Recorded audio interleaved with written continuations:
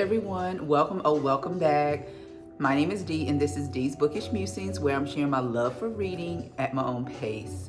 Happy holidays. I hope you guys had a great Thanksgiving celebration. So it's pretty early in the month. As you can see, I am in the Christmas spirit. Christmas, like I said, is not really my favorite holiday, but I love all that comes with Christmas, the decorations, the cozy vibes, and I'm just feeling all the cozy vibes in my little space here. So I thought I would sit down and do a sit down video because I have not done one of these videos in a long time. I pre-recorded a lot of my videos, and so sitting down in front of the camera, I'm like, what am I going to talk about? So right now I am in the midst of mood reading. If you did not watch my last video, I did not make a official TBR or anything like that for the last half or last month of the year leading into the new year. However, I did make a list or show a list of books that I wanted to read and that I would be mood reading from. So I thought I would sit down and talk about books. So this is going to be a let's talk about books baby video. So let's go ahead and get into it. All right, so you should know already that I am a very slow reader. I'm a slow reader, okay? I take my time. Plus, I have other hobbies besides reading books.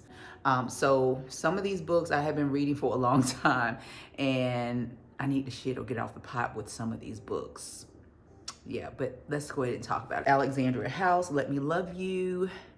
And so I am on page 238. I've been reading it for a while, and it is book one in the McLean Brothers series. So I think it's 4 or 5 books. And I bought this one, the physical copy, on Amazon because I wanted to support the author. However, the prices has gone up on her books.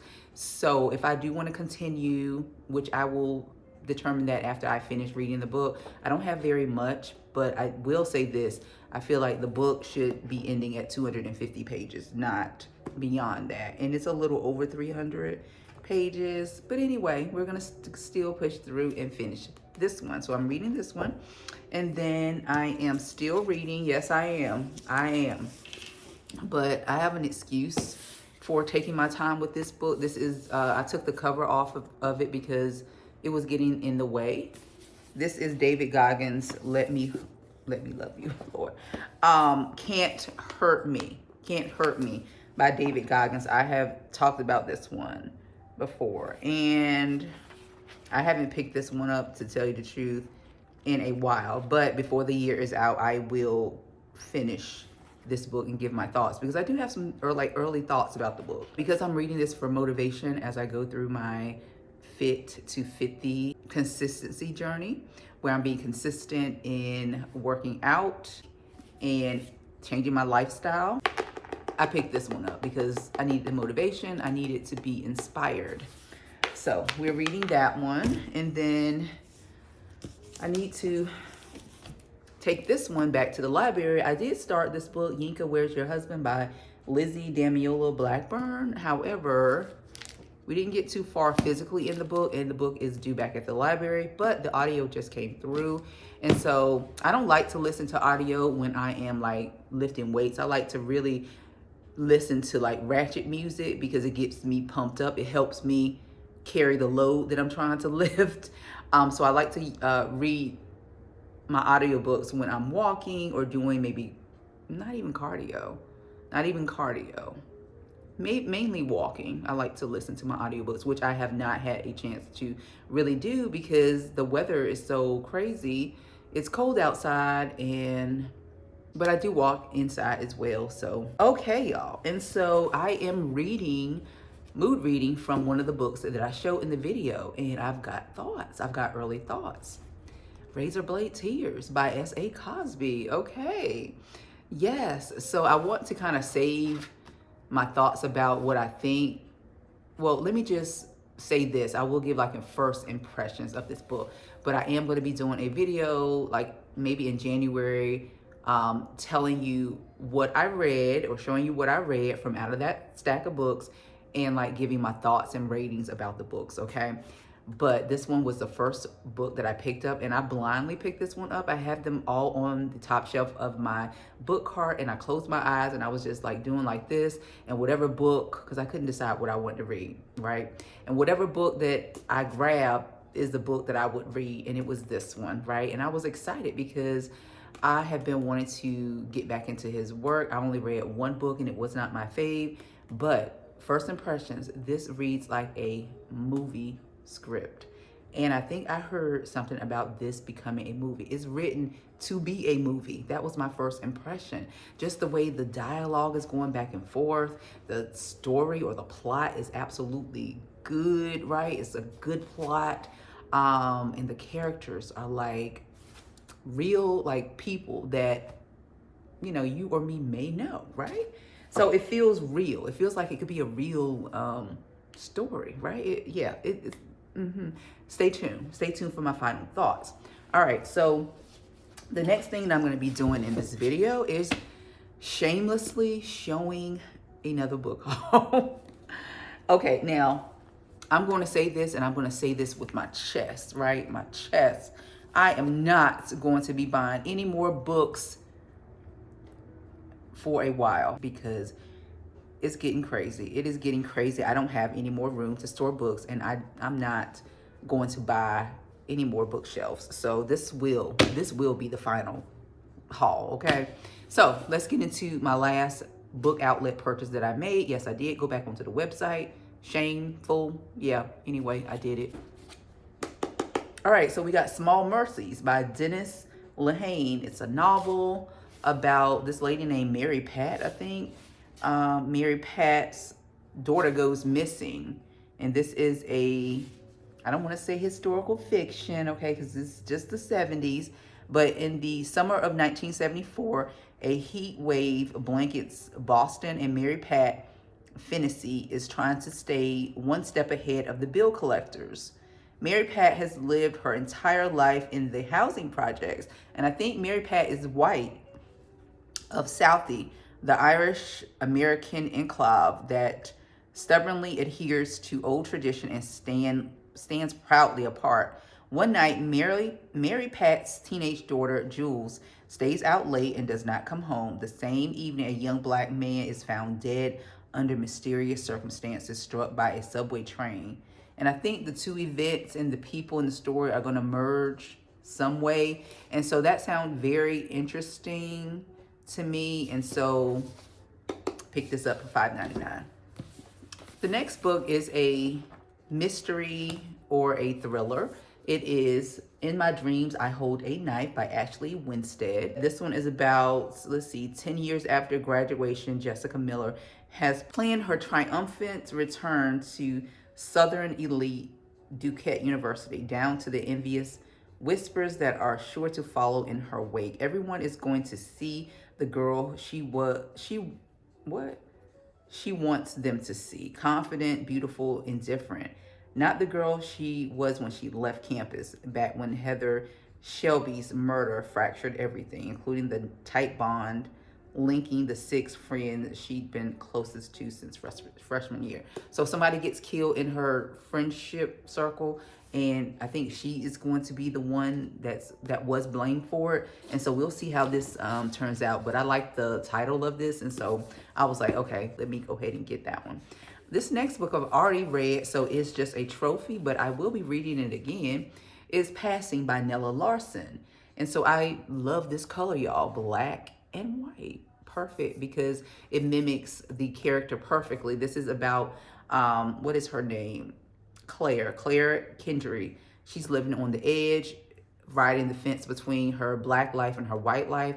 And in the end, she chooses to pass for white. She does everything white, right? If she's white, she has to do everything white, and pretty much turns her back on her black side, her family, friends, her old neighborhood. She even marries a white man, and just we see her going through this journey of trying to pretend to be somebody that she's not.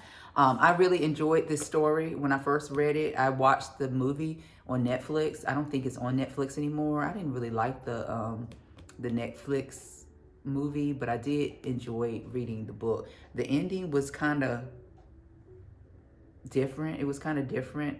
So I will be interested in reading this again. I probably could pick up a lot more the second time reading it. It's a very short book. It's only, oh gosh, okay, it's only lower. It's really short, 120 pages. So I could read this in one sitting. Okay, so this next book that I bought is a book that I always see it at the thrift store. I probably thought, well, why is this book always here? Nobody likes this book, probably. Since I would always see it in the thrift store, I always kind of like pass it by because I'm like, well, it must not be a good book. It's always in the thrift store. But it is considered a classic. And this is Chinua Achebe, Things Fall Apart. And so this one is about, let's see here. It's actually an African trilogy. I didn't know that. So it's 3 books. But I only heard people talking about this one. It is a classic narrative about Africa's cataclysmic encounter with Europe as it establishes a colonial presence on the continent, told through the fictional experiences of Okuno, a wealthy and fearless Igbo warrior of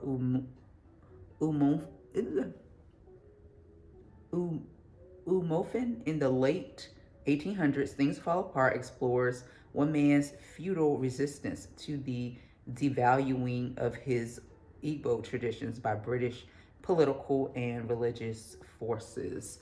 So that sounds very familiar, doesn't it? It sounds like a familiar story. Colonialism, right? Told through the eyes of a fictional character. And so that sounds good. I never knew what it was about, but I'm very, very eager to read this one. And this one is short too. I probably could finish this in one day, like 205 pages. So that's nothing. All right, so the next book is this one, The Attic Child. This is by Lola J. And here is beautiful Lola J.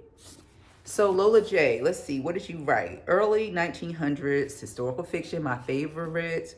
London, taken from her homeland, 12-year-old Celestine spends most of the time locked away in the attic of a large house by the sea. The only time Celestine isn't bound by the confines of the small space is when he is acting, that Celestine is a boy, when he is acting as an unpaid servant to English explorer Sir Richard Babington. As the years pass, he desperately clings to memories of his family in Africa, even as he struggles to remember his mother's face and sometimes his real name. Oh, that is so sad, y'all. But I've heard lots of stories like this one. So yeah, I'm excited to read this one. I know it's going to be heartbreaking and it's going to tear me up. But anyway, this one is kind of like a thick book, 400 and something pages. But yeah. Slowly but surely, okay? Slowly but surely. All right, so I believe this is the last book that I purchased. It is another Nella Larson book, Quicksand. So Quicksand is about, let's see, the orphan of a Scandinavian mother and a Black father. Helga Crane is a biracial woman in segregated 1920s America, caught between 2 cultures yet belonging to neither. Helga embarks on a furious quest for personhood, a journey rife with parallels to Larson's own life, an astonishingly contemporary take on race and gender. So Nella Larson must be mixed herself. I never did any research about that, but I am. But yeah, this one is quickly, very short as well, 155. And I do want to collect all of her books. So she doesn't have many because unfortunately, like a lot of women, talented authors back in the 1920s, writing was like something they did on the side. They had to work. And I think she was caught up in a scandal where someone accused her of plagiarizing, and that just kind of like took her off the map. She was like, I'm not doing this no more. Being an author or writing, and went back to like nursing. I think she was a nurse, if I'm not mistaken. She went back to, she abandoned her passion. That's very unfortunate and sad. But anyway, that is it. Went back and bought 1, 2, 3, 4, 5, 6. I feel like I bought 2 more books. Let me go check. Okay, so I did buy 7 books. So this is the last book. So this one is called Island Queen by Vanessa Riley. And I do have, I think 2 books, historical fiction. She writes historical fiction, like about royalty. Some of the books that she has written about like royalty, historical fiction, Black characters and things like that. So when I saw her name, I was like, okay, I want to pick her up. I want to read more books. Well, I haven't even read the first book that she wrote, but we'll get to it. Okay, we'll get to it because that's one of the goals in 2026 is to not purchase a whole lot of books and just read what I have, because I do have some good books and I need to discover who my favorite authors are, like more. I have discovered a few 2025, and I think I'm going to make a video about that, who my favorite authors that I've discovered in 2025. But yeah, I want to discover more authors, and I think she may be the one because I like to read about royalty. I like historical period pieces. That's just something I'm naturally drawn to because of the drama. Okay, it's like page turners. I love a good page turner. Anyway, so Vanessa Riley, Island Queen. This one is about a woman who became I want to say a millionaire back in the Caribbean. Let's see, born into slavery on the tiny Caribbean island, Dorothy bought her freedom from her Irish planter father, so her white father, then built a legacy of wealth and power as an entrepreneur, merchant, hotelier, and a landowner that extended from the marketplaces and the sugar plantations of Dominica and Barbados to a glittering luxury hotel in Demerara on the South American continent. From the bustling port cities of the West Indies to the forbidden drawing rooms of London's elite, Island Queen is a sweeping epic of a adventurer and a survivor who answered to no one but herself as she rose to power and autonomy. Y'all, I love that. I love that, okay? However,